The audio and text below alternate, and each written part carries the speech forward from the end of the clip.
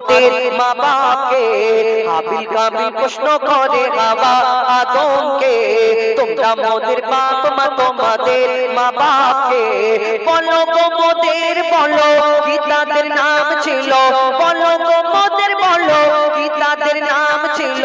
মোদের দাদা দাদি নানা নানি আছে কোথায় প্রশ্ন শুনে আদম হাওয়া হলো অবাক গো হাবিল কাবিলকে তারা কি দেবে জবাব গো দুজনে আল্লাহ বলে সিজদাতে যায় চলে দুজনে আল্লাহ বলে সিজদাতে যায় চলে বলে মাসুম ছেলে মোদের কাছে কি জানতে চায় হাবিল কাবিল প্রশ্ন করে হাওয়া আদমকে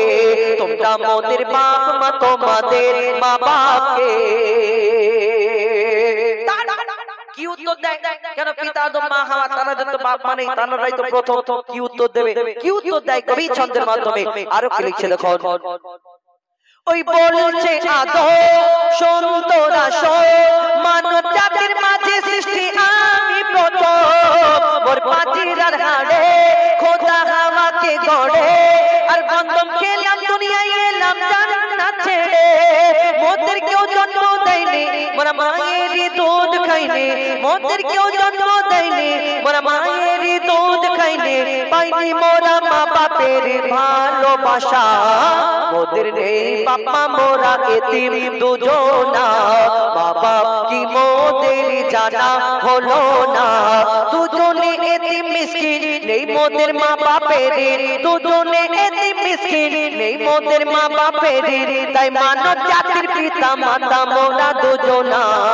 হাবিল কাবিল প্রশ্ন করে হাওয়া আদমকে তোমরা মোদের বাপ মা তোমাদের মা বাপকে আমরা দুনিয়াতে আমরা আদম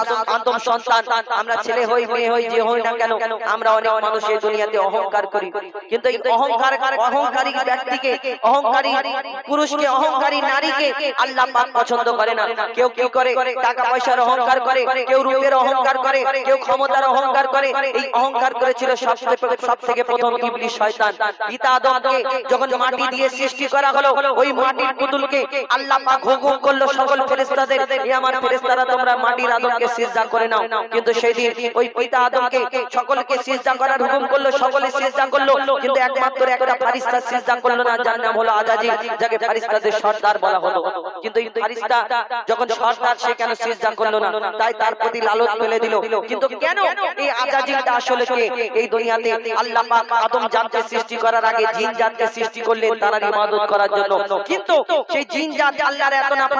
নাফরমানি করতে লাগলো আল্লাহ ফেরেশতাদের হুকুম করলো তোমরা জিন জাতকে ধ্বংস করে দাও শেষ করে দাও তাদের মধ্যে ছোট্ট একটা বাচ্চা রয়ে গেল বেঁচে সেই বাচ্চাটাকে ফেরেশতারা লালন পালন করতে লাগলো সেই বাচ্চাটা ইবাদত করতে করতে 6 লক্ষ বছর ধরে ইবাদত করলো করার পরে যার নাম হলো আজাজিল যাকে ফেরেশতাদের সর্দার বলা হতো কিন্তু তার মনেতে অহংকারটা প্রথম রয়ে গেল আমি আগুনের সৃষ্টি আমি জিন জাত আর আমি মাটির পুতুল মাটির আদমকে সিজদা করব এটা কেমন করে হয় অর্থাৎ এই দুনিয়াতে যারা অহংকারী মনে করবেন আপনারা আশেপাশে যারা অহংকার করে মনে করবেন এরা ওই ইবলিস শয়তানের সঙ্গে কোনো সম্পর্ক আছে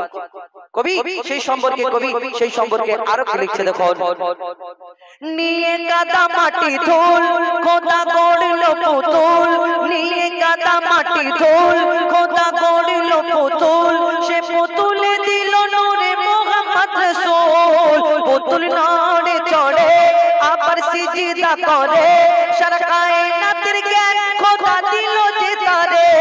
জিবরিল আমিনকে ধরে আজাজিল দুঃখ করে জিবরিল আমিনকে ধরে আজাজিল দুঃখ করে আমাকে ভুলে গেল খোদা আদমের মায়ায় আমি জিন জাত তবু ফেরেশতাদের সর্দার সব থেকে বেশি জ্ঞানী এ আমার অহংকার আগুনে আমার জনম আর মাটিতে গড়া আদম আগুনে আমার জনম আর মাটিতে গড়া আদম আরে আদম এসে সিজদা দেবে আমার দুটি পায় হাবিল কাবিল প্রশ্ন করে হাওয়া আদমকে